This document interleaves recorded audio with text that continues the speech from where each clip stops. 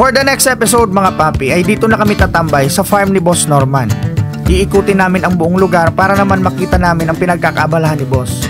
Hahanapin din natin yung mga alagang bubuyog ni Boss Norman na nagpuproduce ng mga preskong honey mga papi. At titignan rin natin kung paano nila ginagawa ang mga uling bago nila balutin at ibenta sa merkado mga papi. At syempre hindi natin papalagpasin ang pagkakataon na makainom tayo ng preskong buko juice mga papi. So see you sa next vlog mga papi. Let's go! Oh, papasok kami dito. Okay.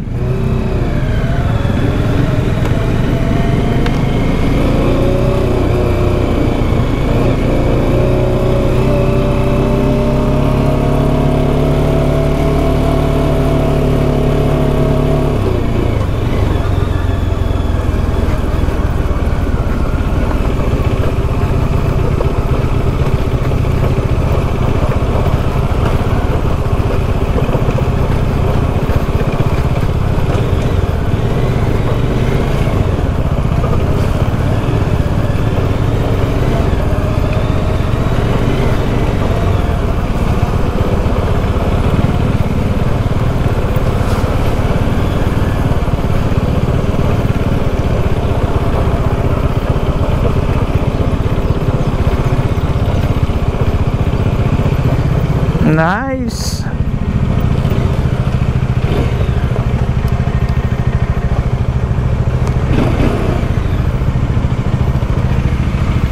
Ganda yung ano ni Boss Norman ah. Ayos. O din. Tadala naman ang ikot.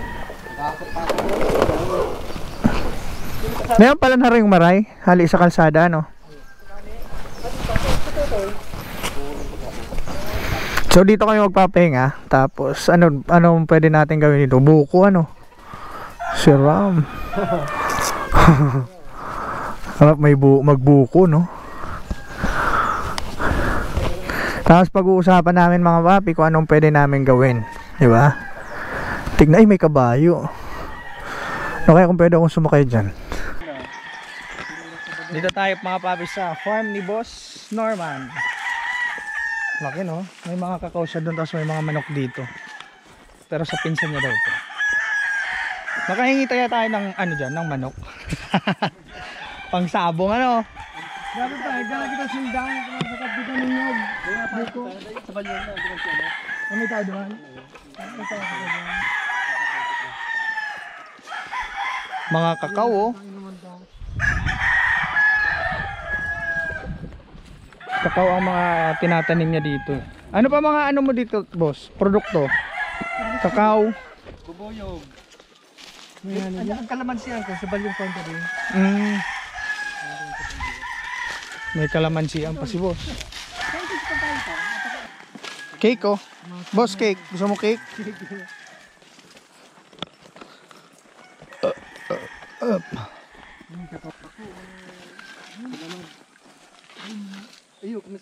Cake.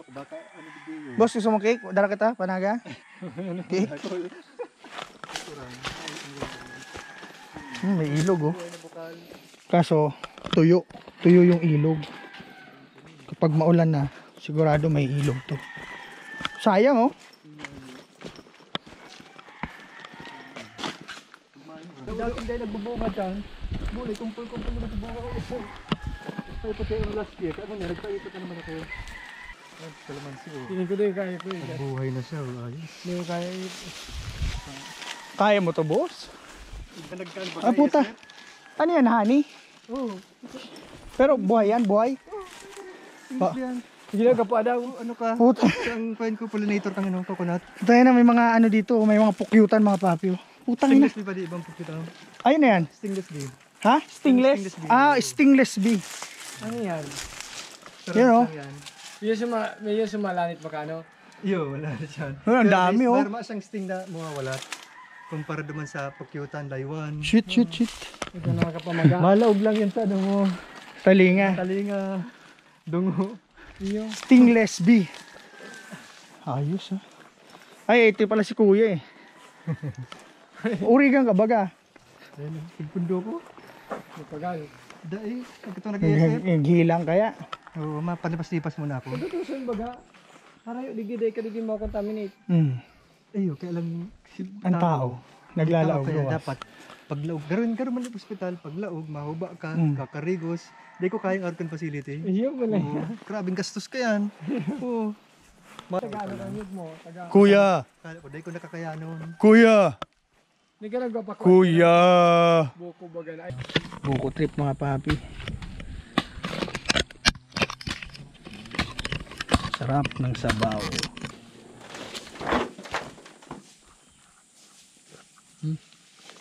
Alis yan, ano?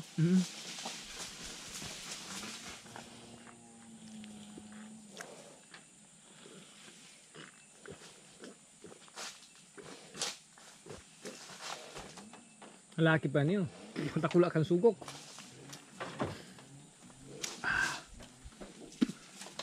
Nag-uuling sila dito mga papi. Oh. Uling.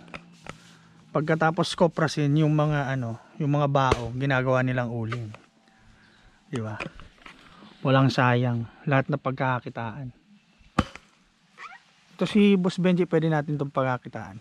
Benta natin sa to. Mga mga sugar mommy. Ano boss? Gusto mo? Siyempre. Sugar mommy? Go. Tangina. Single po. Tangina. Single. Single daw. Asawa. Ano yan? Tignan niyo ito mga papi. Solar pump. Solar pump. Tapos pinapump niya yung sa poso. Hindi. Solar rin natin. I-convert ko nito yan. Converter. 220 to 12 volts. Okay. Solar ko lang. Pagtago ko naman. Ito, babaliw ko dun sa balyong farm.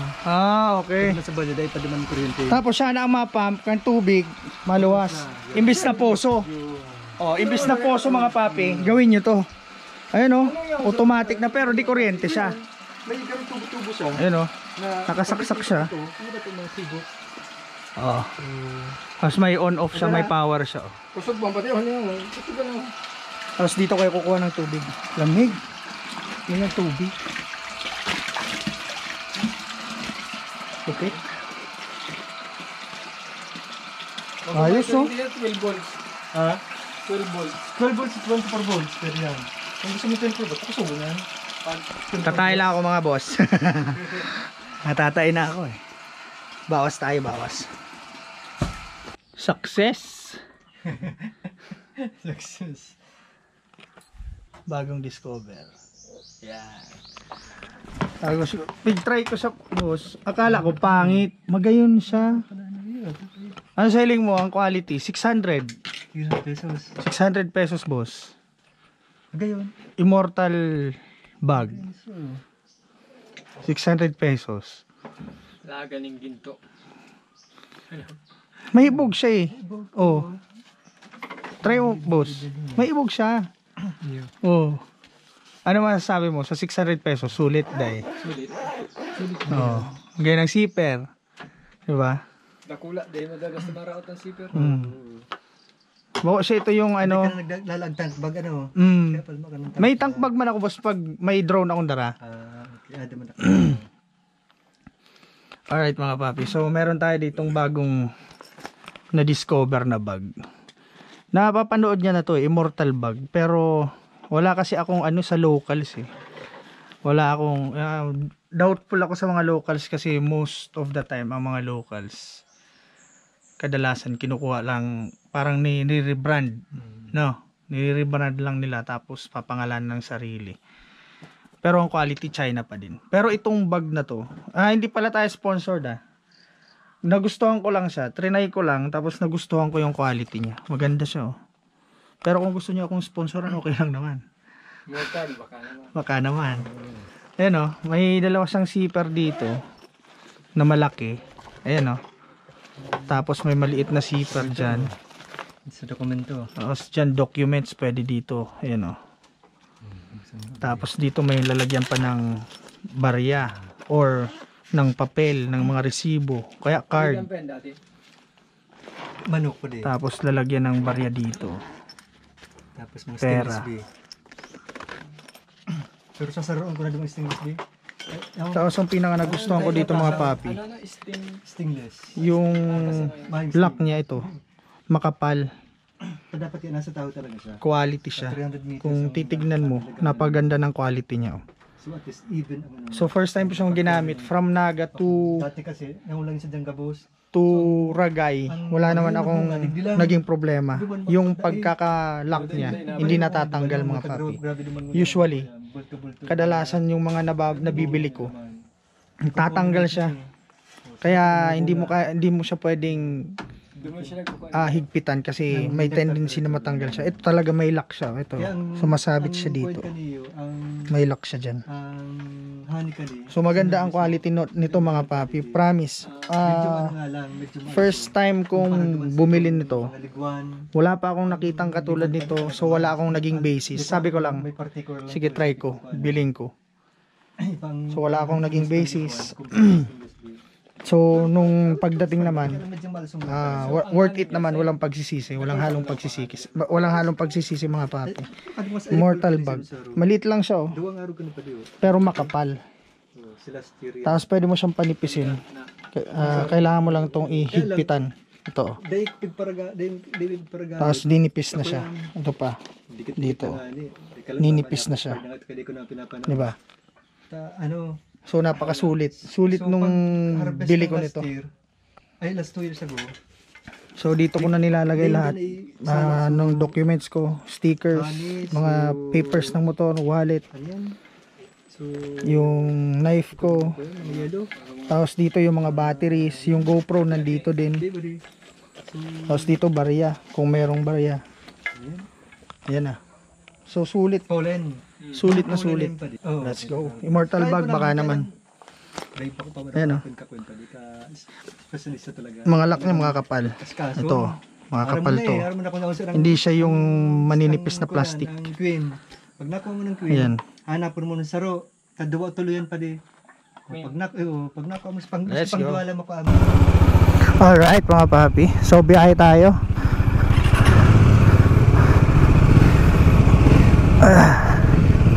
Biyahe ulit tayo mga papi. Ragay to Naga City. So tignan niyo naman tong bag ko. Diyan ko lang siya nilalagay oh. Nakapatong pa rin sa legs. 'Di ba?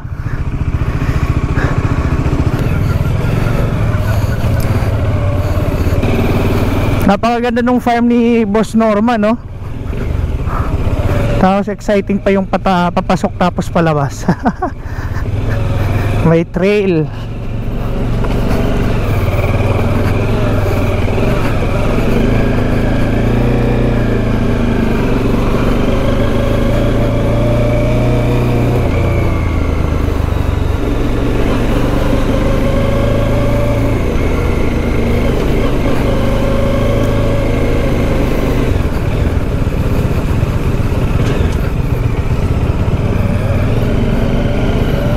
Okay. Nagbabakbaka na. Napakahaba ng anong to, ng daan. Andaya Highway. Habang binabaybay namin ang kahabaan ng Andaya Highway mga papi, ay may nakasabayan kaming naka-sniper 155. Ngunit sa hindi inaasahang pangyayari ay umovershoot siya sa gilid ng daan mga papi. Lumusot siya sa gutter. Hindi ko na na-videohan ang buong pangyayari kasi naka-off na yung camera ko kasi pauwi na rin naman kami. Pero agad din namin siyang binalikan para i-check kung kumusta ang kalagayan niya mga papi. Tara. Balikan ta. Tara, tayo Rockman. Hype. Ayos ka lang, boss. Boss, ayos ka lang. Overshoot ka. Na-overshoot ako, napapikit ako. Wala pa akong tulog eh. Yan lang. Ano, okay ka lang? Okay lang. Ano masakit sa'yo? Dito, naipit ako. Buto hindi ka nahulog. May idlip ako. Naka-idlip siya. Tangina. Wala akong tulog. Saan ka galing? Marikina pa. Tangina. Grabe no. Kaya mo? Convoyin ka namin. Mag-isa lang ako. Okay lang po ako. Okay lang ako. Sure ka? Sumusunod-sunod lang ako. Nagmamabilis ako kasi inaantok nga ako. Gusto ko yung nagigising ako. Hindi, nakita kita, nasa likod kita, na-overshoot ka dun eh. Tapos nahulog ka na sa gutter, hindi ka na nakabawi. Dito na ako nahulog. Ayan na oh. Buti na nakatigil pa eh. Oh, buti tumigil pa. Pero okay lang naman motor mo eh. Gas-gas lang.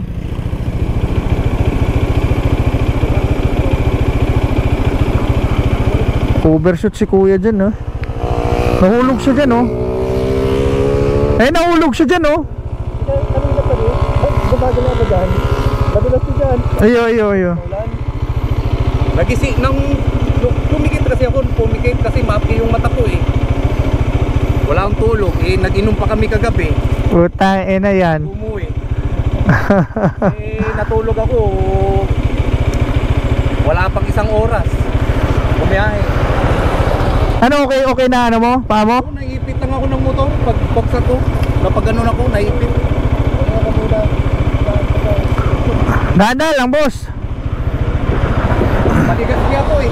Tangina, pahinga ka dyan sa ano, sa may sipokot. Pahinga ka, kape ka.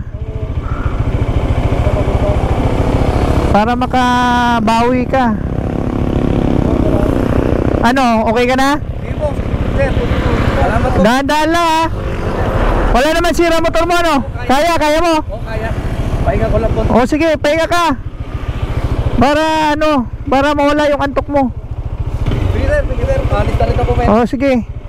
Mauna kami ha. May mga kasama kami. Ganun. Sige po. Ingat. Sige po, salamat. Kaya mo na. Sige, ingat ha. Buti hindi na paano yung motor niya. Makaka ano pa naman siya. Galing pa daw siyang Marikina. Diyan na, malakaw ka pa ba dyan na? Diyan na. O tara, sige. Ha?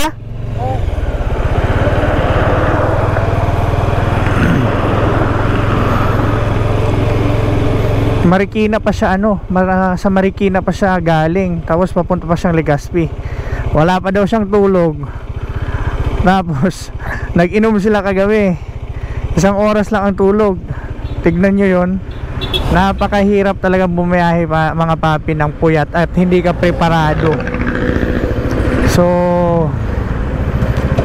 sa mga babiyahe po dyan, sa mga babiyahe dyan na kapwa natin motorista, ingat lang mga papi. Make sure na prepared ang katawan nyo at may tamang pahinga kayo. Kasi buti nga si kuya ano lang eh, ganun lang yung inabot. Kapag inabot-abot ka ng malas, sigurado lintik ang tatama sa'yo. Hindi naman naka-on yung camera ko kanina, pero kitang kita ko kasi nasa likodan niya ako eh. Kitang kita ko yung pag-overshoot niya kasi napapikit daw siya. Anyway, sana magsilbing tanda yan sa mga motoristang kagaya natin, na every time na babiyahe kayo ng malayo, make sure siguraduhin nyo na nakapagpahinga kayo ng maayos at may tulog kayo ng maayos. Kasi ang aksidente, oo, totoo na hindi natin talaga alam kung kailan darating. Pero minsan naiiwasan din natin ang mga porsyento na tayo ma-disgrasya every time na tayo i-prepared at nakahanda sa lahat ng pagkakataon, di ba? Yan ang kailangan natin gawin. Every time na babahe kayo, siguraduhin yung nakapagpahinga kayo ng maayos at meron kayong tamang tulog, diba? So ride safe sa lahat ng mga motorista dyan at sana ay magsilbing aral to sa inyong lahat, sa ating lahat mga papi.